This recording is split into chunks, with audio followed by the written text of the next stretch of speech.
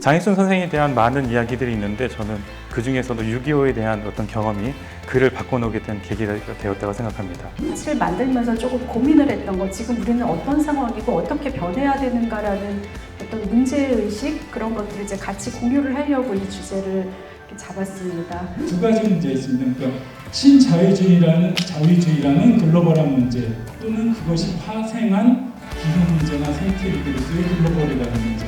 중국의 세계관 한마디로 하나의 단어로 요약하자면 천하이공이라는 단어를 찾습니다.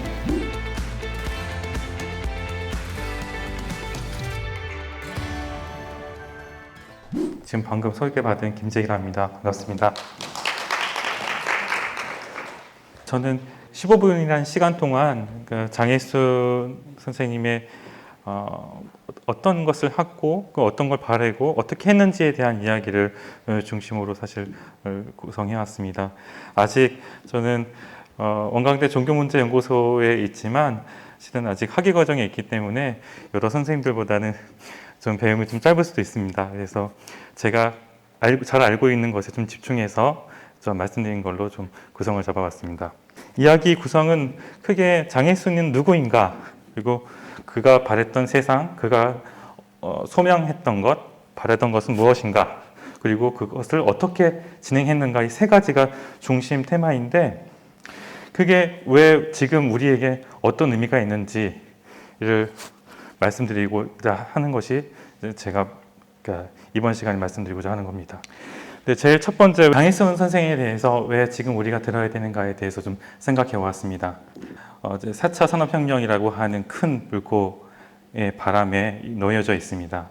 이것이 기존과는 다른, 우리에게 또 다른 위기로 다가올 텐데 이 위기들의 그 본질은 바로 생명에 대한, 생존에 대한 문제라고 좀 생각해 봤습니다. 장익순 선생이 어떻게 펼쳐나간 것을 보고 지금의 어떤 상황과 좀 접목해 보면 어떨까라는 생각을 가져왔습니다. 생존이었습니다. 이분이 어떻게 생존을 이해하고 인식하고 나가는지에 대한 이야기인데요. 당시 장익순 선생이 활동했던 시기는 강원도 원주라는 작은 농촌 지역이었고 생존을 어떻게 펼쳐나갔는지에 대한 이야기를 잡았습니다. 또 이것이 1977년이라고 하는 생명운동으로 어떻게 확장됐는지에 대한 얘기도 결국에 저는 이 생존의 문제와 연결되어 있다고 보았습니다. 이걸 바탕으로 해서 이제 좀 한 단계 더 나아가 보겠습니다. 장익순 선생에 대한 많은 이야기들이 있는데 저는 그 중에서도 6.25에 대한 어떤 경험이 그를 바꿔놓게 된 계기가 되었다고 생각합니다. 6.25 때 한 번은 북한군 쪽에서 한 번은 국군에 의해서 자기 생명이 경각에 달리는 때가 있었습니다. 그리고 또 자기가 이제 지인분들이 많은 어떤 죽음을 보면서 좌우 이념을 넘어서서 생존 문제가 가장 중요하다고 보았던 것 같습니다. 그래서 개인적인 어떤 사적인 인물에서 공적인 인물로 확장하는 그 계기가 전 6.25의 전쟁 경험이 그를 바꿔놓았다고 생각합니다. 그리고 공간적인 것은 그는 원주에서 주로 활동을 했는데요. 현대사에서 중소도시에서 시작한 한살림의 어떤 활동이 36년이 되고 그리고 70만 명이 넘는 많은 회원수를 가지면서 제주도까지 확장된 사례가 있었을까라는 생각이 드는데 여전히 거의 그 중심에는 저는 장익순 선생의 어떤 깊은 사상이 있었기 때문에 가능했다고 봅니다. 세 분의 스승이 계셨습니다. 조부 장경호가 있었고 우국지사 차강 박기정 선생, 서예가로 알려주신 분입니다. 이분들은 직접 만나서 어렸을 때 배우셨던 분들이고요. 그리고 세 번째로는 앞집에 계셨던 오창세라는 동학도 교도였던 사람에게 동학을 접하게 돼서 해월 선생을 이제 만나게 됩니다. 장경호 선생, 조부한테는 어떤 사람에 대한 사랑과 인자함을 배웠다면 우국지사 박기정에게는 지행합일과 같은 의로움을 좀 배웠다고 생각하고요. 그리고 해월 선생에게 대해서는 하늘에 대한 어떤 사상을 담게 된다고 생각합니다. 그리고 세 번째는 이 하늘에 대한 사상이나 이런 것들은 결국 생명에 대한 인식의 확장이었던 것 같습니다. 풀 한 포기부터 돌멩이 하나까지도 생명을 받아보고 그것이 전체 우주의 하나이면서 전체이고 전체이면서 하나인 어떤 큰 생명에 대한 인식이 바로 이때 형성되지 않을까 싶은데요. 그의 어떤 서화집이라든가 사상에도 녹아 들어가지고 생명에 대한 어떤 큰 인식이 자리 잡게 됐던 계기인 것 같습니다. 그러면 장혜순이 바랬던 세상은 어떤 세상이었을까? 새롭고 자유롭고 그리고 아름다운 세상을 만들고자 했던 게 저는 그가 바랬던 세상이었지 않았을까라는 생각이 들었습니다. 장혜순 사상에 있어서 이것이 우리 현재 우리한테 어떤 통찰을 줄 수 있을까 해서 제 개인적으로 봤을 때 한 4가지 정도를 봤습니다. 지금 경제적 위기, 생태적 위기라고 하는데요. 경제적 위기는 그 양극화 문제입니다. 그 양극화 문제에 있어서의 어떤 공생 시도라는 것이 함께 살 수 있는 어떤 방향의 방법론을 제시했다. 학문적으로 구성하는 데 있어서 이분을 더 조명하고 발전시켜야 된다라는 제 개인적인 생각입니다. 아까 이제 소개해 주셨는데 저는 이제 오랫동안 기자로 일을 했었고요. 5년 정도 전에 이제 회사를 그만두고 지금은 이제 생태문명이라는 그런 주제를 가지고 이런저런 이제 관련된 일을 이렇게 프리랜서로 하고 있습니다. 생태 문명에 대해서 이제 공부를 좀 같이 했었고 그거의 핵심은 뭔가 하면은 저희가 이제 지금 앞으로 문명이 지금 기후 위기라든가 불평등이라든가 이제 경제적인 성장의 한계라든가 이런 것들 때문에 생태 문명으로 이렇게 가야 되잖아요. 그래서 생태 문명이라는 말 자체는 누구나 다 알고 있는 이제 익숙한 이야기인데 지금이 어떤 상황인가 그러니까 이 잡지를 만들면서 조금 고민을 했던 거 지금 우리는 어떤 상황이고 어떻게 변해야 되는가라는 어떤 문제의식 그런 것들을 이제 같이 공유를 하려고 이 주제를 이렇게 잡았습니다. 정파적인 이익에 따라서 왔다 갔다 하고 그런 문제들이 몇 가지가 있지만 생태 문제도 그 중에 굉장히 대표적인 문제고 그래서 민주주의로는 안 되고 생태민주주의가 필요하다라는 이야기를 하고 있습니다. 그래서 생태민주주의라는 거는 이론적으로는 그 미래 세대나 그러니까 2050년이 되고 2100년이 됐을 때 우리는 다 죽고 없는데 지금 아이들은 앞으로 100세를 살기 때문에 지금 태어난 아이들은 2100년대까지 살거든요. 그래서 미래 세대의 문제고 그다음에 요즘에 동물권 운동도 굉장히 활발하지만 어쨌든 그런 비인간 존재들의 문제고 해서 그들의 뜻까지 다 포함하는 민주주의가 돼야 되겠다라는 이야기입니다.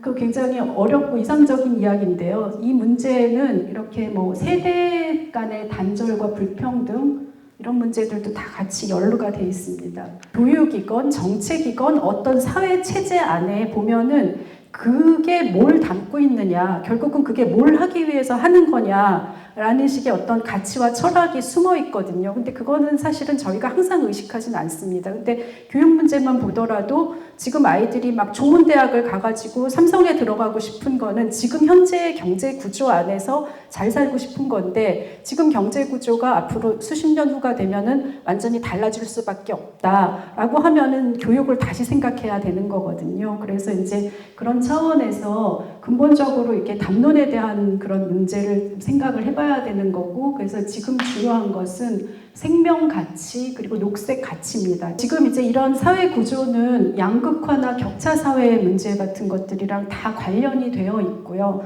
예를 들어서 이제 지금 플랫폼 자본주의라고 해서 앱을 많이 사용하고 뭐 이렇게 하면 할수록 그러니까 배달의 민족, 쿠팡은 미국에 상장을 했습니다. 근데 쿠팡 배달 노동자들은 작년에도 수십 명이 죽었고 이런 식의 상황들이 지금 저기 벌어지고 있기 때문에 경제라는 것들도 굉장히 처음부터 근본적으로 이렇게 생각을 해봐야 되는 문제인데요. 이제 심각한 것은 뭔가 하면 사회 지도층과 정책을 결정할 수 있는 분들의 인식과 행동이 이제 빠르게 변하지 않고 있다는 것입니다. 왜냐하면은 그거는 뭐 그분들의 잘못이라기보다는 4, 5년 만에 이런 어떤 이제 그 성과를 평가받는 선거제도라는 아까 대의민주주의라고 말씀드렸는데 그런 문제들도 이제 굉장히 심각한 것이고요. 우리 사회의 지도층과 정책을 결정하는 분들이 느끼는 것 사이에는 너무나 큰 차이가 있고 그 차이가 계속해서 커지고 있습니다. 예, 그래서 이제 저희가 창간 준비하는 과정에서 여러분들의 의견을 이렇게 모으고 있는데 이렇게 분명히 한국에서도 뭐 장혜영 국회의원, 그다음에 윤영근 한살림 전무이사님, 박명림 연세대 교수님, 정성원, 얼마 전에 새마을운동 중앙회장 하셨던 정성원 선생님, 이런 분들이 지금 제가 말씀드린 이런 의견과 거의 일치하고 있습니다. 그래서 이제 저희의 의견은 이런 것들인데, 이런 것들이 어떻게 효과적으로 일반 시민들한테 많이 전달되고, 그 다음에 또 이제 좀 전체적으로 국회라던가 아니면은 정부에서 정책을 결정하시는 분들한테 닿아서 이제 기업의 그런 이익에 그치지 않고 전체적으로 이제 우리가 생태 전환을 이룰 수 있을지, 이런 것들이 굉장히 중요한 시기라고 생각됩니다. 그래서 많이 관심 가져주시기를 부탁드립니다. 네, 그래서 이제 지구인문학에 대한 그냥 간단한 이제 소개를 하는 걸로 제 얘기를 마칠까 하는데, 제 얘기보다는 이 권위가 있는 우리 유발 하라리 이 선생님 교수님 모르시는 분 없으실 거예요. 21세기 미래학자인데요. 이분이 딱 제가 몇 달 전에 이걸 읽는 순간 저게 우리가 말하는 지구인문학이라고 딱 들어왔는데, 지금은 이제 개별 국가 단위로 문제를 해결할 수 없고 우리의 아이덴티티는 지구입니다. 두 가지 문제가 있습니다. 그러니까 신자유주의라는 글로벌한 문제, 또는 그것이 파생한 기후 문제나 생태 위기로서의 글로벌이라는 문제. 그래서 서양 사람들이 90년대부터 모든 정치학회도 글로벌, 사회학 앞에 이걸 다 막 붙이기 시작하더라고요. 그걸 이제 통칭하면은 지구학, 지구인문학이라고 할 수 있겠죠. 그래서 지구법이라는 거는 작년에 토마스 베리 강의 때도 나왔잖아요. 인간 이외 자연에게도 생존권을 보장해주는 법을 만들어야 된다. 네, 그런 법. 그러니까 지구법학, 지구종교학, 지구사회학. 그 의미는 두 가지. 국가 단위를 넘어서 탈경계, 탈국가. 또 하나는 인간을 넘어서 비인간 존재까지도 배려하는. 그래서 그걸 통칭해서 이제 지구학이라고 하시는데, 문제는 서양 사람들이 말하는 지구학은 사회과학적인 게 강해요. 그 이슈, 글로벌한 이슈, 그런 문제가 강한데, 저희가 말하는 거는 그 존재론이나 철학적인 레벨까지도 지구학이라고 저희는 이제 그렇게 보고 싶은 거죠. 따라서 지구 종교학은 둘로 나눌 수 있어요. 하나는 지구를 공경하자, 또 하나는 인간 위의 만물을 하나의 인격체로 대하자. 크게는 지구적 차원, 작게는 이게 사물의 차원으로까지. 이게 요즘 종교학의 지구 인문학적 관점으로 분석해본 종교학의 흐름이고요. 이 유명한 이 그레이엄 합이라는 사람의 말인데요.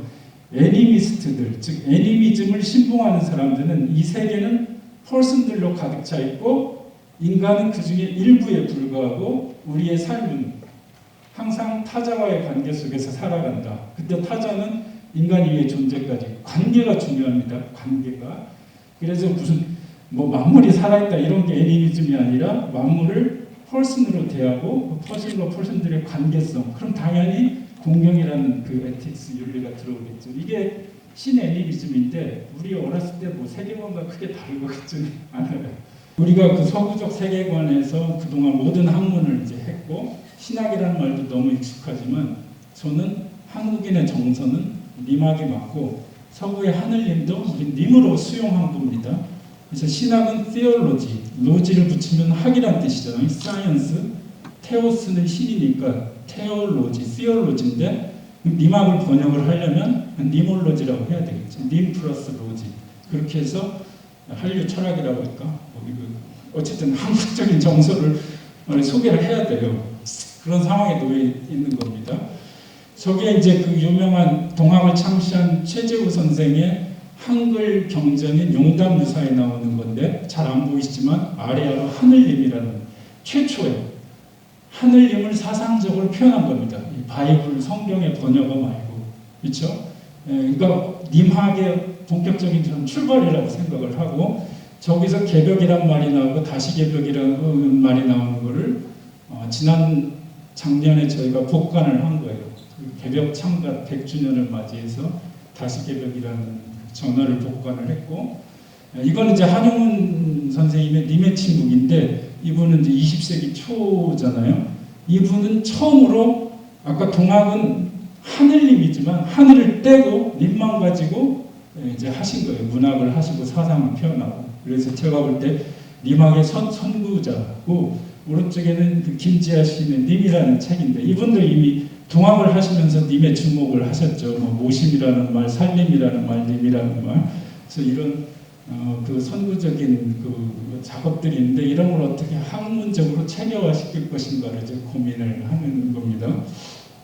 이제 마지막일 것 같은 다 끝났네요 벌써. 예, 이게 저희 그 지금 저하고 저희 연구소는 이제 제 주변에 이제 같이 공부하는 분들이 고민하는 거라서 크게는 지구학이고 이런 거는 이제 한국학이고 그 둘 사이를 이제 연결하는 작업 그거를 그러니까 우리가 그 동안에는 이제 서양 학문을 이제 배우고 수용해서 그걸 가지고 우리를 해석했다면 거꾸로 우리의 세계관의 틀을 만들어서 그걸 서양을 소개하고 대화를 이제 시도해 보면 근데 문제는 국수주시가 아니라 지구적 문제를 고민한다는 데에서 보편성을 갖고 있다 이렇게 말씀을 드릴 수 있겠습니다.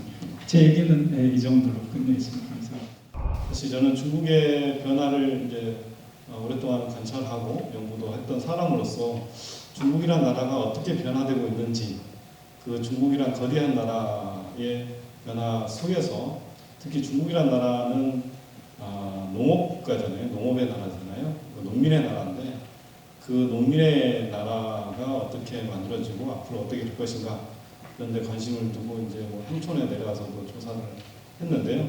보시면 아시겠지만 이 큰 나라가 그래도 통합을 하고 같이 살아간단 말이에요. 이렇게 많은 이제 민족이 있고 하는데도 이 살아가는 거 보면 굉장히 신기하기도 하고 하는데요. 그게 이제 저는 이 농업을 바탕으로 한 어떤 대동사회 이런 것들이 뿌리 있게 있기 때문에 이렇게 통합이 되는 게 아닌가. 이렇게 중국의 세계관을 한마디로 하나의 단어로 요약하자면 천하이공이라는 단어를 찾습니다. 천하이공은 여러 가지 뜻으로 해석될 수 있지만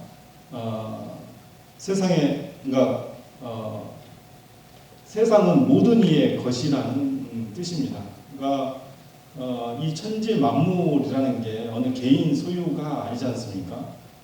특히 토지, 아까 앞서 말했던 물, 바람, 천연자원, 자연자원 이런 것들이 개인의 소유가 아닌데 저는 사실 그 기본소득 운동을 열심히 하고 있고 특히 농민 기본소득, 농촌에서 먼저 기본소득을 해야 된다.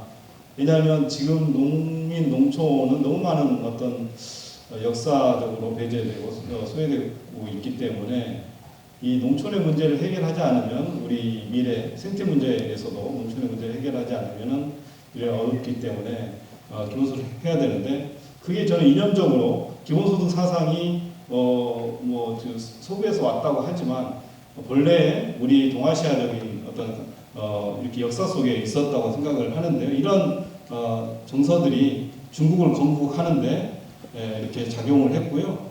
이렇게 농민 문제가 굉장히 심각해지고 그로 인해서 농촌은 다시 황폐화되고 그러면서 나온 분이 중국의 가장 큰 핵심 문제는 삼농 문제다. 이걸 주장한 분이 이제 잘 수정이 안 됐는데 원태진 교수인데요. 중국 인민대 교수를 하다가 지금 중국 저쪽 복건성에서도 하고 최근에 보니까 북경대의 향촌 문제 이렇게 연구소를 거기 소장을 한 것 같더라고요. 이분이 생각하기에 중국에서는 이제 농업 경제를 했지만 굉장히 농업 경제뿐만 아니라 일반 경제, 인류학, 사회학 뭐 전반적으로 다루신 분인데 이분은 사실 비주류 학자였어요. 그 전에는 비주류 학자였는데 왜 비주류였냐면 아시다시피 우리나라도 그렇고 서구의 중심적인 사상은 그렇잖아요. 규모화하고 현대화하고 기술을 발전시켜서 농업에 투입해서 농업 생산력을 높여서 그걸 가지고 산업을 발전시켜야 한다. 이게 이제 해서 주류의 어떤 학문 체계인데 이분이 생각하기에는 그렇게 했다가는 중국은 망한다. 왜냐하면 중국은 소농 경제잖아요. 우리와 같이 소농 경제예요. 면적이 1.5헥타르밖에 안 되고 이 소농 경제가 중심인데 서구의 산업화, 규모화, 현대화를 한다면 소수가 농사를 다 지어버리면 나머지 사람은 농촌에서 다 쫓겨나야 되잖아요. 그래서 농촌이 지금 가보시면 아시지만 넓은 평화에는 사람이 별로 없어요. 뭐 이렇게 되는 사회가 과연 맞냐? 그게 아니잖아요. 농촌에 사람이 있어야 되잖아요. 근데 지금 같은 시스템은 사람을 몰아내는 시스템이기 때문에 중국을 만약에 그렇게 하고 소수만 농사짓고 나머지는 다 도시로 가면 도시의 문제도 엄청날 뿐만 아니라 농촌에는 사람이 없어서 이게 농업 생산뿐만 아니라 생태, 환경, 문화 이런 것들이 유지될 수가 없는 거예요. 하여튼 저는 이 대전환을 위한 과정에서 농민 기본소득, 농촌 기본소득이 받쳐줘야 농촌에서 어느 정도 소득을 안정을 가지고 정말 산업화된 농업이 아니고 자연 친화적인 이런 것들을 길러야 농촌이 살아나고요. 그렇게 생태가 살아나야 농촌이 아름답고 그래야 도시민들이 농촌을 찾고 이런 농촌을 만들기 위해서는 이 전환이 필요하다. 그래서 이런 걸 통해서 기본소득을 통해서 생태문화를 건설하자는 주장을 하고 있습니다. 이 의제를 가지고 계속적으로 이렇게 나아갈 필요가 있고요. 이건 농촌과 도시에 정말 같이 공존하는, 같이 살리는 이렇게 사업이기 때문에 같이 해줬으면 좋을 것 같고요. 이걸 하다 보면 저는 언젠가 이게 국가급 아젠다로 갈 거라고 생각이 됩니다. 생태문명이. 그렇게 하기 위해서는 준비를 해줬으면 하고 아까 얘기했듯이 글로벌이라는 얘기를 했는데요. 단순히 그 자본의 글로벌이 아니라 생태 문명의 글로벌로 이렇게 나갔으면 좋을 것 같습니다. 이상으로 발표를 마치겠습니다. 고맙습니다.